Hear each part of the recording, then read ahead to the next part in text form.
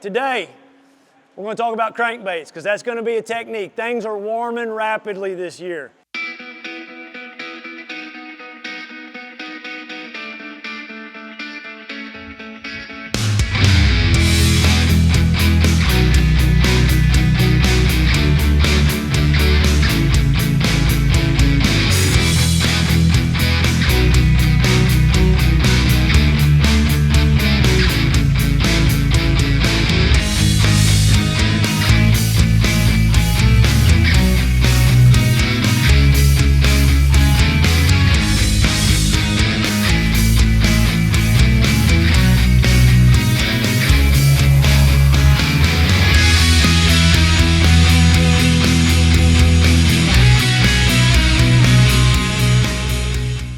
The number one thing in crankbait fishing, like I feel like it's really important to have the right rod. And it's probably your most important rod in your arsenal, yet it's going to be the cheapest rod you ever buy. Crankbait rods are not expensive. There's a reason they're not expensive, because you don't want them to be oversensitive. You don't want to and what I mean by that is when you're reeling that bait in, you feel that bite. If it's too sensitive, you'll jerk that bait out of that fish's mouth, because when a bass goes and eats it, they open their mouth, they suck it in, and you got really small hooks on it. So with that said, I've got lots of extra crankbait rods. If somebody in here does not have a decent crankbait rod, and it's just usually a medium heavy composite rod. I use the Bass Pro cranking stick. They make a bunch of different ones, but I want you to always, one thing I want my team to be when they go to show up at a tournament is have the right stuff tied on, the right line tied on, sharp hooks tied on. I want all the details taken care of.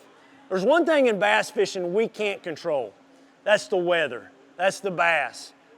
The thing that we can control is that we're prepared. We're prepared in every aspect when we go out there to compete. So I want you to have the right rod, the right line, the right bait, the right hook, all that stuff when you go over there to Grand March 26th, okay? Because that's our next tournament. I use a 7-foot medium heavy rod to do 90% of my crankbait fishing, okay? I grabbed, before I left, 5 boxes. Those boxes are out of my boat.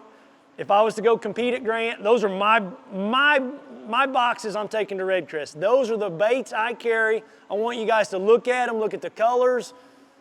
I don't carry a lot of different colors. I carry 2 or 3 of colors that are gonna be good, okay? So just, if you want an idea of what to have, what to use when we go to Grand, look at those boxes. That's the stuff that you're gonna need. Those fish are gonna be up. We're gonna be covering water. A crankbait is gonna be like a huge bait.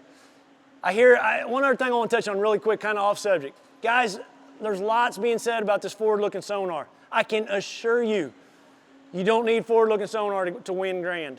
Like it's just not gonna be an issue. The fish are gonna be on the bank, 1 to 8 feet of water. Forward-looking sonar is not gonna do you a bit of good. So don't let that affect your confidence. Don't let that affect what you're doing. So please keep that in mind. It's not gonna be necessary in order to win that tournament. When I'm cranking, guys, 12-pound fluorocarbon is like my workhorse. That's what I use. You get too big a line, what happens is it has more restriction coming through the water. The bigger the line, more restriction as it comes through the water. It takes away the action of the bait. The bait doesn't get as deep. It's just not as good. It doesn't cast as far. 12-pound test. If you don't know, go 12-pound test. I will go up in line size to like 14 or 17 if I'm throwing a square bill and I don't need to get it very deep and I'm burning it or something like that. But 12-pound fluorocarbon is like the line you want to use. And before that tournament, we'll get the right lines tied on. You know, we got line. Me and Coach Schultz got line. So if you don't have line, we'll get you taken care of. I wanted to be quick, short, and simple on that. A couple other things I want to talk about is just retrieves on your crankbait, guys. Water temperature is going to dictate your retrieve and the time of the year. I've seen times when it's 46 degrees and man, you can't reel it fast enough. There's times that you've got to reel that bait as fast as you can to get a retrieve. Then there's times like yesterday I was fishing and the bite was a pull and a stop. A pull and a stop with a crankbait, and they would smoke it every time on that stop. So the biggest thing you can do wrong in crankbait fishing is just not vary your retrieve. Vary it the entire time you're fishing. Just don't throw it out there and reel it in. Do something different. Crank, stop, fast. do something different. That's the whole key. And then once you get that bite, remember that and do that over and over and over again. So I just want to touch a little bit on crankbait fishing, vary your retrieves. Line size is really important to me. Gear ratio on a reel, 5 to 1, 6 to 1. Slower gear ratio reels, guys. That's real important. It's not the time and you have that fast gear ratio reel, okay? Different kinds of wobbles, different times of year. Yeah, let's talk about that a little bit. So this is my flat-sided box. Basically, most of these in here are Fritz sides. There's a few Zoom crankbaits in here. You could probably give me that box and I'd be good to go. That box right there it's a flat-sided crankbait for colder water situations, okay? It's got a tighter wobble, like rocks down the side of docks, pea gravel banks. That's like my box. You know, that's what I use a lot of. If the water's really cold, if for some reason we have, let's say, a bad cold front and that water gets down into the mid 40s, upper 40s, that box right there is my shad wrap box. Berkley makes a bait called a bad shad.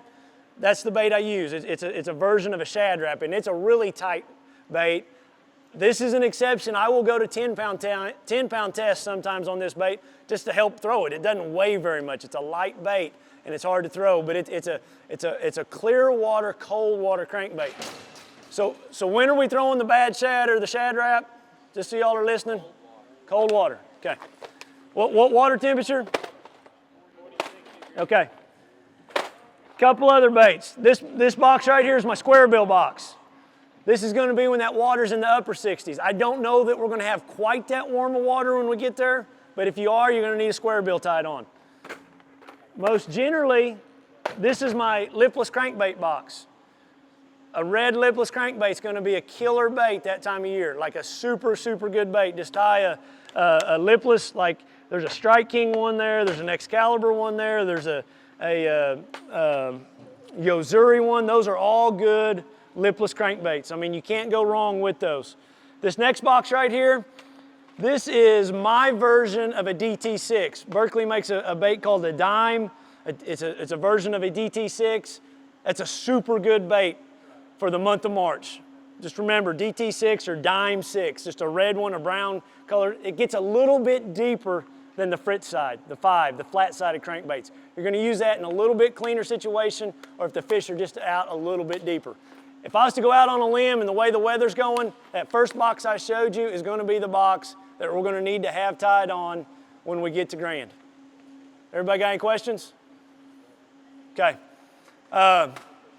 Next thing on the agenda, you get to meet one of my kids each week right here, and you get to meet our team. Hi, my name is Grady Vogel. I like to fish. I've always fished from an early age since I was about 5 years old. My favorite fishing techniques is jig fishing, chatterbait fishing, and topwaters because you get to see the explosions on the frogs and everything else. I go to Oologah schools. I'm a quarterback for a football team. I like to play basketball, and I love to fish. I think we need to have casting competition.